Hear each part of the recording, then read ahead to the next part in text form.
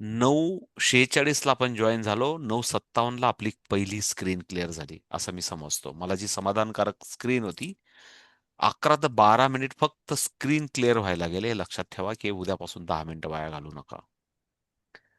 9:45 असेल, 9:46 असेल किंवा 9:30 असेल, एका मिनिटात सर्वांच्या स्क्रीन क्लिअर असल्या पाहिजे. मोजून 1-1.5 मिनिटात आता जशी माझ्यासमोर पिक्चर क्लिअर आहे, अशा मला ताई लोक बसलेल्या असलेल्या पाहिजे. पुन्हा परत सगळ्या ताईंना मी विनंती करणार नाही की मोबाईल सरळ करा, आडवा करा. रंजना ताईंचं चालूच आहे अजून एक्सपेरिमेंट.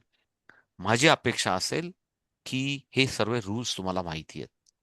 मला उद्यापासून असा मोबाईल पाहिजे, असाच पाहिजे. नसेल तर नाही मीटिंग केली तरी चालेल, पण असाच पाहिजे. क्लिअर एकदम. 100% नो टॉलरन्स डिसिप्लिनमध्ये. ओके. त्याच्यानंतर तुम्हाला वाटतंय की मला झूमला इश्यू येतोय, स्वतः झूम शिका, युट्यूबवर जा, नाही तर स्वतः त्याच्यात लिंक बनवा, साहेबांना पाठवा. आपल्या 10-5 मैत्रिणी खूप असतात, सोसायटीमध्ये असतात. हे जस्ट मी तुम्हाला का सांगतोय, कारण ह्या सगळ्या गोष्टी शिकल्या पाहिजेत. होऊ शकतं पुढच्या रविवारपासून कदाचित तुम्हाला 1,000 विद्यार्थी ऑनलाईन भेटले, जगाच्या पलीकडचे जाऊन कुठून तरी. भारताच्या बाहेर दुबई, ऑस्ट्रेलिया, जर्मनी, कुठले विद्यार्थी भेटू शकतात मराठी भाषिक. किंवा तुम्हाला इंग्लिश असेल, मी इंग्लिशमधला नापास विद्यार्थी 10वीतला. काल माझी ओळख सांगताना मी विसरून गेलो. पण तुम्हाला जगाच्या 7 समुद्रापलीकडे तुम्हाला विद्यार्थी भेटू शकतात. दॅट टाइम हे सर्व नॉलेज शिकणं गरजेचं आहे. 10-5 मिनिटं वाया गेले इम्पॉर्टंट नाहीये. पण मी का समजून सांगतोय की या सर्व ट्रायल्स आणि एरर आपल्याला करता आल्या पाहिजे. झूमची लिंक बनवता आली पाहिजे. म्हणजे तुम्हाला स्वतःहून तुम्ही या गोष्टी शिकल्या पाहिजेत. अमृताताई, की मला कसा हा क्लास घेता येईल? जर मला उद्याच वेळ आली, नणंदबाईने समजा त्यांच्या गावाहून, नणंदबाईला फार हौस आहे, कारण तुम्ही आता अबॅकस टीचर म्हणून साऱ्या गावभर बोंबट्या मारल्या असतील. मी अबॅकस क्लास चालू केला बरं का, अबॅकस क्लास चालू केला बरं का. मग नणंदबाई म्हणतील, आमच्या गावातले आहेत. आता सुट्ट्यांमधले भाची मंडळी सर्व रिकामे आहेत बसलेले. ते ते सर्व वारकरी आपल्याकडे येतील. तर त्यांचा पण ऑनलाईन क्लास घेता आला पाहिजे. मग रुबाब तुमचा दिसला पाहिजे तेव्हा. मग नणंदबाई साऱ्या गावभर हसून नाही सांगितलं पाहिजे, काय ढोंबल्याचं केलं. तिचा भाऊ आणि तो दोघं बावडट. ना हिला आमच्या बाईला आलं ना तिच्या भावाला काय शिकवता आलं. असं नाही झालं पाहिजे. स्पष्ट सांगतो. सांगण्याचा अर्थ असा आहे की तुम्हाला तुमचं ही जी काही स्किल डेव्हलपमेंट पार्ट आहे, हा झाला पाहिजे. आणि म्हणून कदाचित माझा सांगण्याचा कदाचित तुम्ही केला नसेल मला माहिती आहे. पण उद्या ट्राय करून बघा. कदाचित आता इथं 10 मैत्रिणी होऊ शकतात तुम्ही. नाही इथल्या 10 मैत्रिणी, तुमच्या सोसायटीत 10 मैत्रिणी असतील. हौशेने तर सांगा, अहो ताई जॉईन करा. मी तुम्हाला लिंक पाठवते. मुद्दाम त्या ताई जसा तुम्ही व्हॉट्सअपवर कॉल करतात, तसाच इथं पण झूमवर पण हा एक प्रकारचा कॉल आहे. पण इथं हे 100ची कॅपॅसिटी, 40 मिनिटची कॅपॅसिटी, म्हणजे 40 मिनिटला ना पैसे लागत, थोडाफार डाटा जातो आणि बिनकामाचा डाटा वाया घालवण्यापेक्षा चांगल्या गोष्टी शिकल्या पाहिजे. म्हणजेच उद्याचा होमवर्क काय असेल तुम्हाला? उद्या रविवार आहे. हे पहिले इनडायरेक्टली सांगतोय. रोज काहीतरी नवीन नवीन होमवर्क आहे. उद्याचा होमवर्क काय असेल, की मी स्वतः Zoomमध्ये गेले, माझं मी लिंक बनवली. एक कुठला तरी 10, 11, 12, 1, 2, 3 कुठला तरी टाइम ठरवा. शेड्यूल केलं. आधी 4 मैत्रिणींना सांगून ठेवलं किंवा सोसायटीमध्ये कोणीतरी असतात तुमच्या 10 मैत्रिणी, मुद्दाम त्यांना सांगा, मुद्दाम वॉर्निंग देऊन ठेवा, की मी उद्या 1 वाजता वेबिनार घेणार आहे अबॅकसवर. लक्ष द्या, सुरुवात झाला आहे तुमचा. तुम्ही म्हणत होता ना रविवारी क्लास सुरू करायचा आहे, उद्याच क्लास सुरू करायचा आहे तुम्हाला. 7 दिवस 8 दिवस आधी उद्या वेबिनार डिक्लेअर करा की मी अबॅकस शिकले आणि मला तुमचा क्लास घ्यायचा आहे. सांगा गावभर बोमटा मारून. आजपासून जाहिरात करा की मी अबॅकस क्लास जॉईन केलाय, मला रविवारी क्लास सुरू करायचा आहे. पण ट्रायल म्हणून मी नेहमी असं सांगत असतो, ताई, 92419 ताई, तुम्ही आज नवीन असाल कदाचित, जे काय असेल तुमचा कोड, हर्षदा ताई, मी असं नेहमी म्हणत असतो, जर माझ्या हातांना वळण लावून घ्यायचं असेल, म्हणजे फॉर एक्झाम्पल समोरच्याचं टकलं झालं तरी चालेल, पण आपले हात साफ करून घ्यायचे. म्हणजे एखाद्याचे झिपरे उडून उडून म्हणजे आपण स्टाईलमध्ये करून करून काय करून टाकणार, एखाद्याचं टकलं करून टाकू आपण एखाद्या ताईचं. एवढे हात साफ करत करत एखाद्याचं काय होईल, टकलं होईल. पण आपले हात साफ होतील त्या ताईंच्या. म्हणजे सांगायचा अर्थ असा की पॅशनेटली करा, हौशेने करा. होऊन होऊन काय होणार आहे, त्यांना त्रास होईल. पण नंतर आपला हात साफ झाल्यानंतर आपल्याला स्किल डेव्हलपमेंट होईल. व एक थोडासा विनोदाचा भाग आहे, विनोदाच्या भागातून सांगतोय. सांगण्याचा अर्थ असा की चुका होतील, 10 चुका होतील, 5 चुका होतील. मी पण कधीतरी काळी मी खूप साऱ्या चुका करत करत शिकलेलो आहे. आज पण चुका करतो आणि मग शिकतो. आज पण खूप साऱ्या ठिकाणी फायनान्शियल निर्णय असतील किंवा एज्युकेशनचे निर्णय असतील किंवा सबस्क्रिप्शनचे निर्णय असतील, वेगवेगळ्या कोर्सेसमध्ये असतील. आजकाल जादूगार बाबा खूप काय गुगल बाबावर, फेसबुकवर, युट्यूबवर जाहिरात करतात आणि आपल्याला वाटतं हे सर्व आकर्षक आहे, पण चव घेतल्याशिवाय पण कळत नाही. आणि मग जादूचे पेटारे हळूहळू 9 रुपयापासून तर 99,000पर्यंत खुलत जातात. आणि मग लक्षात येतं की या जाळ्यात आपण विनाकारण फसलो. हे फॅक्ट आहे मार्केटमधलं. सांगण्याचा अर्थ असा की आपल्याला काय करायचंय की चुकांमधून शिकायचंय. पण त्याच्यासाठी असे लोक जवळचे बघायचे की जे आपल्या चुकांवर आपल्याला गाईड करतील, मार्गदर्शन करतील आणि चुका झाल्या तरी बोमट्या मारून 10 ठिकाणी जाहिरात करतील. काय होणार आहे? तुमच्या 4 मैत्रिणी काय करतील? तुमचं नाव 10 ठिकाणी पसरवतील. काय अहो, डोंबल्याचं तिला काय येते? अबॅकस क्लास सुरू केला, पण तिला काहीच येत नाही.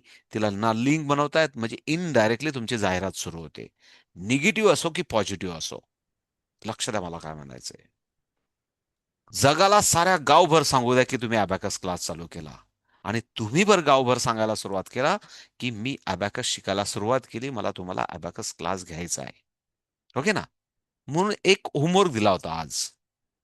आता त्या होमवर्कमध्ये मला थोडंसं युनिकनेस हवं होतं. अपेक्षा होती. अपेक्षा केली की थोबाडात मिळते. हा नैसर्गिक सिद्धांत आहे. अपेक्षा करायची नसते. पण अपेक्षा केली की थोबाडात मिळते. ते मुलांकडनं घ्या का साहेबांकडनं घ्या का नातेगोत्यांमध्ये घ्या का भाऊ-बहिणीचं नातं आहे म्हणून मी ते स्पष्टच सांगत असतो, की युनिकनेस हवं होतं मला. ते युनिकनेस मी तुम्हाला दाखवेल. असं नाही की नाहीये. कारण रेग्युलर चौकट जे लाईफ आहे, चौकटीचं लाईफ आहे, त्या चौकटीच्या बाहेर जोपर्यंत आपण जाऊन विचार करत नाही, त्यालाच इनोव्हेटिव्ह अप्रोच म्हणतात.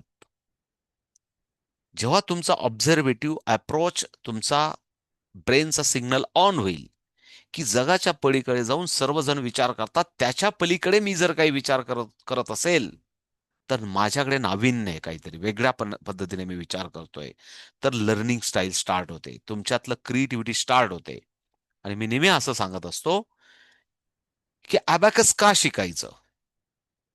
म्हणजे हे सर्व जी काही मी अमृताताई बडबड जी करतोय, हेमालीताई, तर अबॅकस का शिकायचं? की मुलांमधला जो क्रिएटिव्हनेस आहे, प्लीज इकडे लक्ष द्या. जे सुप्त गुण आहेत, त्या सुप्त गुणांना ग्रोथ मिळाली पाहिजे. लक्ष द्या काय इम्पॉर्टंट आहे. आजकालच्या जमान्यात मी असं नेहमी हजारो ठिकाणी लेक्चरमध्ये सांगत असतो, की एव्हरी वन, प्रत्येकाला गुड क्वालिटीज सर्व्हिसेस हव्या असतात. आपल्याला सर्वांना वाटतं, की मला प्रत्येकाने सर्व्हिस गुड द्यावी. म्हणजे सकाळी उठल्यापासून, दूधवाल्यापासून तर रात्री शेवटचं जे काही आपण भाजी मार्केटला जात असू आणि भाजी करून आपण रात्री जे काही किंवा टीव्हीवर तुम्हाला कोणीतरी सर्व्हिस देत असेल, म्हणजे चांगल्या चांगल्या सिरीज ज्या काही काहीच कामाच्या नसतात आपल्या, किंवा आता जे काही क्रिकेटच्या मॅच चालू आहे, मला तर कुठल्या मॅच, कोण हिरोज आणि कोण क्रिकेटर मला काहीच माहित नाही. खरं तर आपली दुनिया वेगळी आहे. आपली दुनिया पण आपल्याला बनवता आली पाहिजे. आपण आपण दुसऱ्याच्या दुनियेत रंगून जातो आणि दुसऱ्यांच्या रंगात आपण रंगवायला प्रयत्न करतो. पण आपले पण रंग आपल्याला बनवता आले पाहिजे. आपली पण दुनिया क्रिएट करता आली पाहिजे. आणि म्हणून जर या जगामध्ये आपल्याला प्रत्येकाला गुड सर्व्हिसेस पाहिजे असतात, म्हणजे ते करमणूक असेल का सकाळचा दूधवाला असेल. सकाळपासून तर संध्याकाळपर्यंत मी तुम्हाला सांगितलं, गुड सर्व्हिसेस पाहिजेत. आणि या गुड सर्व्हिसेससाठी इम्पॉर्टन्स नसतं क्रिएटिव्हिटी, नाविन्यता, इनोव्हेशन, नवीन नवीन अप्रोचेस आपल्याला हवे असतात. म्हणजेच आपण सर्वात बेस्ट बघतो. म्हणजेच काय, डॉक्टरकडे जायचं असेल तर कोण डॉक्टर चांगलं निदान करतो, कोण बेस्ट आपल्याला सर्व्हिस देतो, त्याची आपण चॉईस करतो. पैसे तर द्यायचेच असतात. मुलाला क्लास लावायचा असेल तर कोण गुड टीचर आहे, कोण चांगल्या पद्धतीने सिस्टमॅटिक अप्रोचने विद्यार्थ्यांना एक्सप्लेन करतात, ते आपण टीचर शोधतो.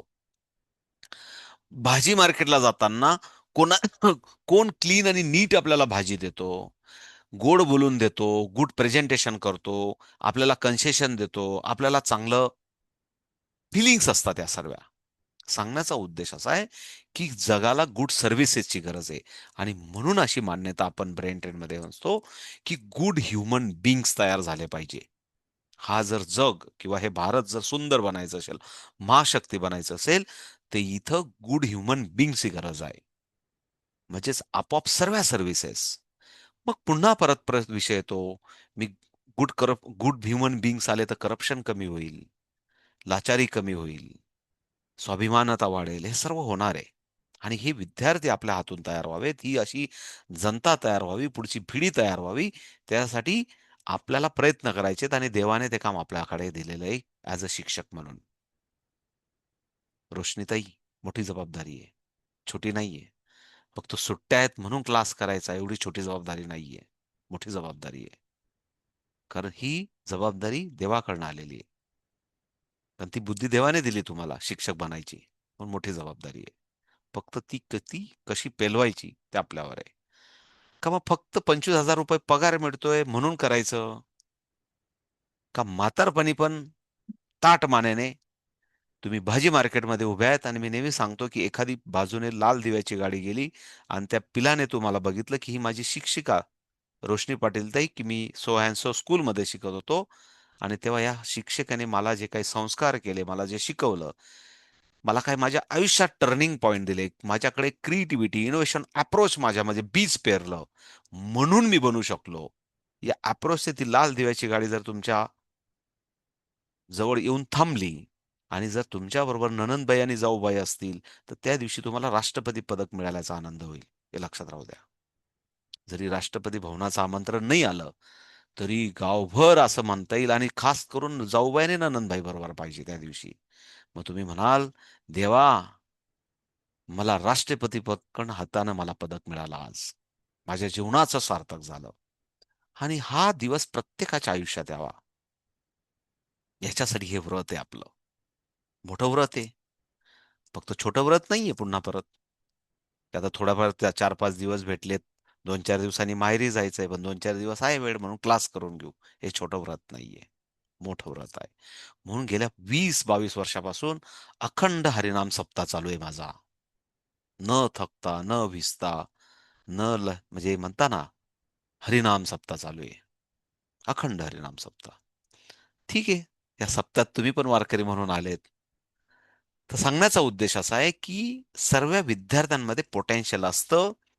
ते पोटेन्शियलला ग्रोथ करणं, त्याच्या पोटेन्शियल मधली त्याची जी इनबिल्ड क्वालिटीज असतात, त्याला ग्रोथ करणं. आता ग्रोथ करणं म्हणजे काय? मग नेमकं त्याचं खत-पाणी काय? प्रियंकाताई, असं तुम्ही म्हणाल. मग त्याला नेमकं कुठलं खत आणि पाणी द्यायचं? तर त्याच्या बुद्धीची मशागत झाली पाहिजे. जे ब्रेन्स असतं, प्लीज इकडे लक्ष द्या. ब्रेन असतं, त्या ब्रेनची एक्सरसाइज झाली पाहिजे. जसं आपण म्हणतो, की एक आपल्याला 10, 15, 20 हजाराचा मोबाईल असतो आणि त्या मोबाईल तो चांगला चालावा म्हणून आपली त्याची व्यवस्था केलेली असते, की त्याच्यात एक अँटीव्हायरस असावा. अनवॉन्टेड कचरा झाला, तर पुन्हा परत त्याला फिल्टर करून बाहेर काढावा आणि त्याची मशागत व्हावी म्हणजे तो मोबाईल चांगला चालत राहील. 15-20 हजारचा मोबाईल दीप्तीताई. त्याच्यासाठी एक 50-60 हजारचा पीसी, लॅपटॉप त्याच्यासाठी पण अँटीव्हायरस वापरावा लागतो, की अनवॉन्टेड कचरा बाहेर काढावा लागतो. मग मानवी मनाचं, मानवी ब्रेनचं काय? हा प्रश्न पडला पाहिजे. कारण त्याला 2 शक्ती फार इम्पॉर्टंट आहे तिकडे लक्ष द्या. एक आपण असं म्हणतो, की शारीरिक क्षमता आणि ब्रेनची क्षमता. हे दोन्ही पार्ट वेगवेगळे आहेत. बौद्धिक क्षमता आणि शारीरिक क्षमता या दोन्ही क्षमता जर आपल्याला देश हा हे बघा एक विकलांगता किंवा दिव्यांग शक्ती ही बाय डिफॉल्ट नॅचरली कोणाला प्राप्त असेल तर ती पण एक देवाचा प्रसाद आहे म्हणून आपण स्वीकारतो. आपल्या लेकरा-बाळांना असेल किंवा आपल्याला स्वतःला जरी असेल तरी. पण तरी पण ते असताना सुद्धा हाय त्या परिस्थितीवर मात करणारे आपण विद्यार्थी बघितलेत, की चांगले 2 हात, 2 पाय सर्व काही आहे. गडगंज संपत्ती आहे. आई-वडील दोघं शिक्षक आहेत. तरी पोरगं नोकरीला लागत नाही.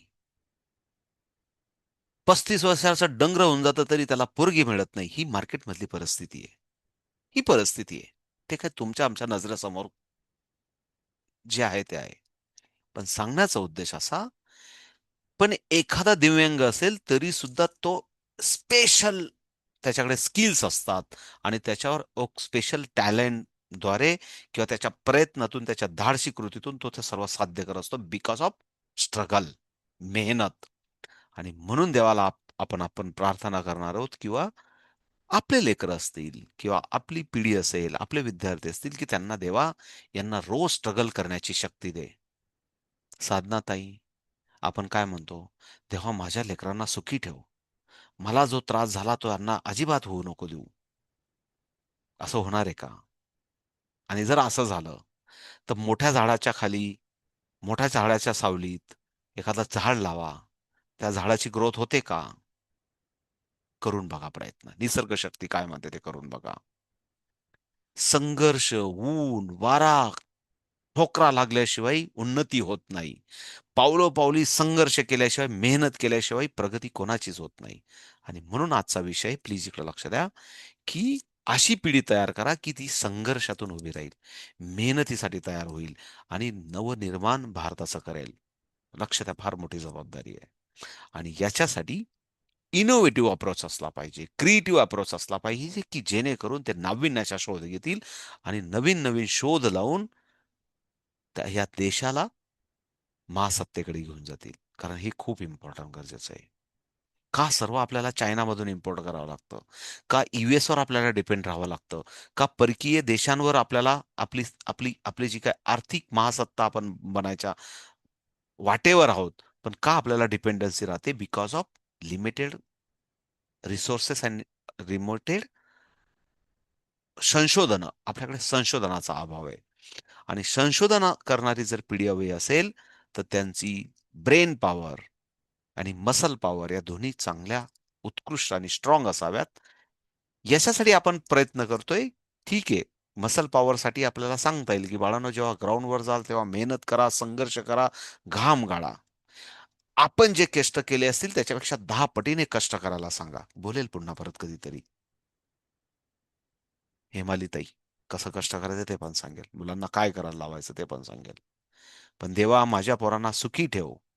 देवाला काय सांगायचं? माझ्या पोरांना पदोपदी जेवढं कष्ट देता येईल, जेवढी परीक्षा घेता येईल तेवढी परीक्षा घे यांची. कारण ते एवढे बोल्ड झाले पाहिजे, एवढे स्ट्रॉंग झाले पाहिजे, की आपणही नसताना, कोणीही नसताना ते त्यांचं नवनिर्माण करू शकतील. त्यांचं स्वतःचं विश्व तयार करू शकतील. तर खऱ्या अर्थाने त्यांचं पॅरेंटिंग आहे, खऱ्या अर्थाने त्यांचं पालनपोषण आहे. तर आपण खरे शिक्षक आणि खरे पालक आहोत. ही धारणा ब्रेन ट्रेनची आहे.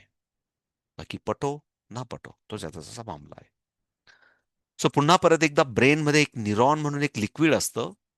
ती परमनंट मेमरी म्हणून काम करतं. प्लीज इकडे लक्ष द्या. ब्रेनमध्ये एक न्यूरॉन म्हणून एक लिक्विड असतं, की जे शस्त्रचक्रापासून मूलाधार चक्र, आपण जिथं बसतो, आपली बसण्याची जी काही आपली जो पार्श्वभूमी, आपण जमिनीला, खुर्चीला, टेबलवर जिथं काही बसतो, त्याला मूलाधार चक्र म्हणतो आपण. आणि आपला शरीराचा जो काही आपला टॉप हेडचा जो भाग असतो, याचा बॅकबोनचा जो संपूर्ण कणा, आपण ज्याला पाठीचा कणा म्हणतो, या पाठीच्या कणापासून तर ब्रेनपर्यंत जी काही आपली रिस्पॉन्स सिस्टम असते, ती रिस्पॉन्स सिस्टम ऍक्टिव्ह करण्याचं काम आपल्या न्यूरॉन्सद्वारे होत असते. की ब्रेनकडे जे काही सिग्नल्स येतात, जी काही हालचाल होत असते, जी काही क्विक ऍक्शन होत असते, हे संपूर्ण रिस्पॉन्स सिस्टम करण्याचं काम न्यूरॉन्स असतं. आणि हे न्यूरॉन म्हणजे काय? इनडायरेक्टली थोडंसं आपण ह्युमन अनाटॉमी बद्दल बोलतोय, आपण ब्रेनचा अभ्यास करणार आहोत म्हणून बोलतोय. कारण का शिकावं हे फार महत्वाचं आहे. म्हणून मान्यता क्रॅक करायचं, फक्त 2+2 होतात आणि त्याच्यातून -3 केला म्हणजे 1 होतं. त्यासाठी अबॅकस नसतं शिकायचं, हे मोठं व्रत आहे. रोशनीताई म्हणून 15-20 वर्षापासून शिकतोय. मला अजून त्याच्या मागचा रहस्य सापडतंय. सांगण्याचा अर्थ असा, की ब्रेन्स मधले जे न्यूरॉन आहेत, त्या न्यूरॉनची एक्सरसाइज व्हायला हवी. म्हणजेच आपण असं म्हटलं जातं, की तुम्ही एखादा स्पंज आणला आणि ते स्पंज तुम्ही न वापरता घरामध्ये ठेवलं, तर काही दिवसांनी कुंजून त्याचे बारीक-बारीक क्रॅक्स होतात त्याला, बारीक-बारीक भुगे होतात. तसंच ब्रेन न्यूरॉन्स आहे. आपण परिपूर्ण त्या ब्रेनचा वापरच करत नाही, म्हणून असं ब्रेनच्या सायन्सवर जे अभ्यास करणारे ते लोक म्हणतात, की ह्युमनचा ब्रेन हा 3, 4, 5, 6% जास्तीत जास्त वापरला जातो. मग 94, 96, 92, 98 जो काही टक्के असेल, तो असाच येतो आणि असाच वाया जातो. विचार करा म्हणजे त्याची पॉवर किती असेल. म्हणजे एवढं आयुष्य आपण जगलो, एवढं आपण म्हणतो मी हे केलं, ते केलं, मी हे मिळवलं, ते मिळवलं आणि आणि पुन्हा परत सायंटिस्ट म्हणतात, की तुम्ही तुमचा ब्रेनचा वापर 4% केला, 6% केला, 8% केला. मग जर पूर्ण वापरला, आपल्याला पूर्ण वापरायचा ठीक आहे, बघू ते आपण तो रिसर्च पहाडे. पण जास्तीत जास्त क्रिएटिव्ह, इनोव्हेटिव्ह जग कल्याणासाठी तो कसा वापरता येईल त्याच्यासाठी त्या न्यूरॉन्सची एक्सरसाइज झाली पाहिजे. म्हणजेच आपण असं म्हणतो, की जर एक मोबाईल चांगला वापरायचा असेल, त्याचं क्लिनिंग आपल्याला करत राहावं लागतं अँटीव्हायरसच्या दावे. तशा आपल्या ब्रेनमध्ये पण अनवॉन्टेड असं म्हटलं जातं, की 24 तासामध्ये एक साधारण 70,000 विचार येतात. ही पण स्टोरी पुन्हा परत सांगेल मला आठवण करून द्यानंतर. 70,000 विचार येतात आणि या 70,000मधून 7 किंवा 70 विचार जास्तीत जास्त कामाचे असतात. बाकीचे सर्व विचार बिनकामाचे असतात. म्हणून लहान लेकरू जन्माला आलं तरी ते कधी-कधी झोपेत पण हसतं, झोपेत पण रडतं, झोपेत पण सर्व. हे तुम्हाला आम्हाला माहिती आहे. म्हणून आपण आपला एक आपला एक भाव म्हणून आपण असं म्हणतो, देव हसवतो आणि देव रडवतो. असं काहीतरी आपण नाव ठेवून देतो. पण एकदा जन्माला आला, की विचारांची फ्रिक्वेन्सी लहानपणी कमी असते, म्हातारकमी कमी असते आणि जेव्हा-जेव्हा आपण प्रौढ वयात येतो, जेवढं-जेवढं खोटं नाटं बोलत राहतो, जेवढे-जेवढे आपण म्हणतात ना, वेगवेगळे प्रकारचे जे काही सामाजिक असतील, एज्युकेशन असतील, आर्थिक असतील, जेवढे-जेवढे कांड करत राहतो, तेवढ्या-तेवढ्या विचारांचे प्रमाण वाढतं. मग 70,000 वरून ते 80,000 पर्यंत पोहोचतं आणि मग कधी-कधी म्हणतो, की त्याला ब्रेन स्ट्रोक आला. का आला? एवढे काही कांड करत गेला बिचारा, मिनिटा-मिनिटाला काहीतरी लबाडी करत गेला आणि त्याच्यामुळे काहीतरी होतं आणि विचारांचं प्रमाण इतकं वाढतं आणि ते सहन न झाल्यामुळे त्याला ह्या गोष्टी सर्व होतात. सांगण्याचा अर्थ असा, की म्हणून प्रेझेन्समध्ये जगलं पाहिजे. श्वासांबरोबर जगलं पाहिजे आणि हे शिकवण्यासाठी मेहनतीने, विचार केल्याने, अभ्यास केल्याने, खूप मोठी संघर्ष केल्याने कोणाचंही काही नुकसान होत नाही. पण ते प्रामाणिक असलं पाहिजे. ते सैद्धांतिक असलं पाहिजे. ते नॅचरल असलं पाहिजे. तर काहीच होत नाही कोणाला. पण ते असैद्धांतिक असेल, अननॅचरल असेल, तर मात्र त्याचा त्रास होतो. म्हणून आपल्याला अशी पिढी तयार करायची, की जी संघर्ष करेल, मेहनत करेल, ब्रेनचा वापर करेल. आणि म्हणून आजकाल काय झालंय, की कॅल्क्युलेटर, मोबाईल, सर्व गोष्टी, की जे काही ट्रॅडिशनल जी काही मेथड्स आहेत, त्याच्यामध्ये ब्रेनचा वापर होत नाही. कॉन्सन्ट्रेशन होत नाही आणि म्हणून अबॅकस हे एक असं साधन आहे, प्लीज इकडे लक्ष द्या. ब्रेनच्या जिम मधलं जर एक ब्रेनची जिम आपल्याला करायची असेल, ब्रेनच्या एक्सरसाइजची जिम असेल, तर त्याच्यातलं एक साधन लक्ष द्या. म्हणजे जर आपण जिममध्ये गेलो, शारीरिक जिममध्ये गेलो, तो प्रचंड साधनं असतात. खूप साधनं असतात. शोल्डरचे साधनं असतात, लेगचे साधनं असतात, बॅकबोनचे साधनं असतात, नेकचे साधनं असतात. त्याच्यात खूप साऱ्या व्हरायटीज आहेत. आपण काही त्याच्याला एक्सपर्ट नाही. पण जर ब्रेनमध्ये जर आपल्याला त्याची एक्सरसाइज करायची असेल, तर ब्रेनच्या जिममधलं एक ब्रेनच्या एक्सरसाइज करून घेणारं साधन आहे, की जे आहे एक अबॅकस. याला मॅथचा काही संबंध नका ठेवू आता सध्या. म्हणजेच हे एवढं सांगण्यासाठी मी गेल्या 15 मिनिटापासून सांगतोय. ब्रेनची जर एक्सरसाइज करून घ्यायची असेल, तर अबॅकस शिकलात, तर ब्रेनची एक्सरसाइज होते. मग काय? जसं मी तुम्हाला सांगतोय, 22 plus 22 minus 33 plus 55 minus 6 minus 10 plus 30 minus 60. Answer is Roshnitai? Answer is ठीक आहे. माइंड ट्यून ठेवत जा. ओके ना? आन्सर इज म्हटलं की जर मला 20 दिसला, तर मी कानाने ऐकत होतो. लक्षात आहे, मी कानाने ऐकत होतो. कानाने ऐकत होतो. त्याबरोबर मी माझ्या डोळ्यांनी व्हिज्युअलाइज करत होतो. इकडं लक्ष द्या. कानाने ऐकत होतो, डोळ्यांनी व्हिज्युअलाइज करत होतो आणि सम ऑफ द माझ्या हातांनी मी मूव्हमेंट करत होतो. इनडायरेक्टली मूव्हमेंट करत होतो. माझ्या समोर पिक्चर्स व्हिज्युअलाइज होत होतं. मूव्हमेंट होत होतं. माझ्या समोर नंबर्स बदलत होते आणि त्यावेळेस मी त्या नंबर्सवर कॉन्सन्ट्रेट करत होतो. एक इमॅजिनेशन या शक्तीद्वारे मी इमॅजिनेशन की माझ्यासमोर काहीच नाहीये. तरी पण मी इमॅजिनेशन लहरी बघत होतो. काही बीट्स मुव्हमेंटच्या लहरी बघत होतो आणि त्याच्यात माझं कॉन्सन्ट्रेशन एकाग्र करून मला ते उत्तर दिसण्याचा मी प्रयत्न करत होतो. म्हणजेच इनडायरेक्टली मी माझ्या न्यूरॉनची एक्सरसाइज करण्याचा प्रयत्न करत होतो. लक्षात घ्या, ही काय थेरी आहे की मल्टिपल सेन्स ऑफ ऑर्गेन्स चा वापर केल्याने मी कॉन्सन्ट्रेट करून इमॅजिनेशनद्वारे व्हिज्युअलायझेशन करून हे शब्द जे आहेत, व्हिज्युअलायझेशन पॉवर वाढणं, इमॅजिनेशन वाढणं किंवा एकाग्रता होणं, हे सगळ्या ज्या क्वालिटीज आहेत, या क्वालिटींचा संगम होतो की तुमच्या ब्रेनचा न्यूरॉन जो आहे, परमनंट मेमरी आहे, रिस्पॉन्स सिस्टम आहे, ती स्ट्रॉंग होण्यासाठी. आणि का करायचा मधुताई? तर याचा डायरेक्ट इनडायरेक्टली फायदा काय होणार आहे? आपल्या ब्रेनमध्ये क्रिएटिव्ह सेन्स वाढणार आहे. आणि हाच क्रिएटिव्ह सेन्स आपल्या कल्पकतेला, नाविन्यतेला जन्म देणार आहे. की कुठल्याही क्षेत्रात जा, असं नाही की अबॅकसचा अभ्यास केल्याने मुलं इंजिनिअरिंग बनतील, नाही. अर्ली एज मध्ये जर ब्रेन मध्ये ही सवय झाली, एक योग्य वयामध्ये ती प्रॅक्टिसची सवय झाली, ती प्रॉपर विद्यार्थी वापरत राहिले, तर इनडायरेक्टली त्यांची एक कॉन्सन्ट्रेशन होण्याची सवय होते, एक माइंडसेट होतं की येस, आय कॅन डू दिस, मी हे करू शकतो. आणि एकदा ते माइंडसेट झालं, त्या पद्धतीचा अनवॉन्टेड कचरा ब्रेनमधून निघून गेला, तर खऱ्या अर्थाने मुलांमधला जो अर्ली एजमध्ये क्रिएटिव्ह सेन्स आहे, तो जागृत होतो. त्यांच्यातली सुप्त शक्ती आहे. म्हणजे सुप्त शक्ती म्हणजे काय? ते ॲक्ट्रेस म्हणून जन्माला आले असतील, ते म्युझिशियन जन्माला आले असतील, ते स्पोर्ट्समॅन म्हणून जन्माला आले असतील, ते गुड म्हणजे क्राफ्ट म्हणून जन्माला आले असतील. असं नाही की तो इंजिनिअरच बनला पाहिजे, तो डॉक्टरच बनला पाहिजे. त्याच्यातल्या सुप्त गुणांना जर वाव मिळाला, तर मुलं बोलायला लागतात, बोलायला लागतात. त्यांचे ते गुण दिसायला लागतात. आणि त्याच्यासाठी ह्या मोठ्या उदात्त हेतूने ही कला आपल्याला शिकायची आहे. आणि त्याच्यातलं काम आहे की हे ब्रेनचे एक्सरसाइज करून घेतो. ते एक अबॅकस हे साधन आहे. पुन्हा परत मी थोडा संक्षिप्त स्वरूपात सांगतो. मी काय काय बोललो? ब्रेनचे दोन पार्ट असतात. एक लेफ्ट आणि राईट. ते उद्या कधीतरी बोलेल, लेफ्ट आणि राईट काय असतं. पुन्हा परत हातांचा वापराचा बद्दल बोलेल. पण आज आपण असं बोललो की ब्रेनमध्ये एक न्यूरॉन असतं. त्या न्यूरॉनची एक्सरसाइज व्हावी म्हणून ब्रेनच्या जिम मधलं अबॅकस हे साधन आहे. आता फॉर एक्झाम्पल, आता इथं गणित बसवले गेले त्या बीट्समध्ये. बीट्समध्ये गणित बसवले म्हणजेच काय? 5, 1, 1, 50, 10, 10, 10, म्हणून त्याचा रिझल्ट गणितातून बाहेर येतो. लक्ष द्या. त्याचा गणितातून बाहेर येतो. आणि म्हणून आपल्याला वाटतं गणित फटाफट होतात.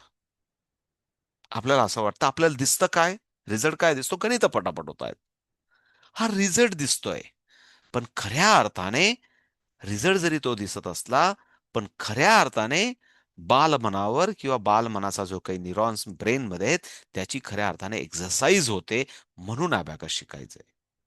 की त्याच्यातल्या सुप्त गुणांना वाव मिळावा, त्याच्यातल्या क्रिएटिव्हिटीला जन्म व्हावा. आणि म्हणून आपल्याला अबॅकस शिकायचंय. असा हा एक अबॅकसचा शिकण्याचा पार्ट आहे. कोणी म्हणेल आता कॉम्पिटिटिव्ह एक्झाम आहे आणि म्हणून अबॅकस शिकायचंय. मी म्हणतो मूर्खा, कशाला या नादी लागतो? जे आहे ते सांगतो बाबा. कशाला भानगडीत पडतो? अबॅकस हे कॉम्पिटिटिव्ह एक्झामसाठी नाहीये. परत एकदा सांगतो.